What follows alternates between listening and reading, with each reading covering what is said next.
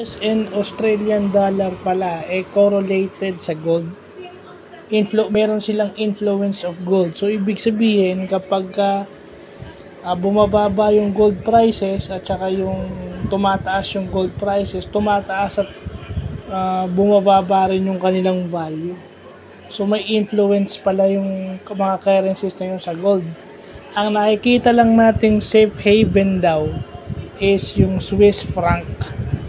Kasi may mga magagaling sa currencies na either pupunta ka sa gold or pupunta ka sa currency, di ba? So yun yung mga bago na tututunan natin. Well, thank you. Bigla lang nating nabasa sa Instagram. Instagram na rin yung isa sa mga source natin ng Instagram, Facebook, and then sa YouTube din mismo. So, yun, magandang knowledge na natututunan natin sa currencies. No?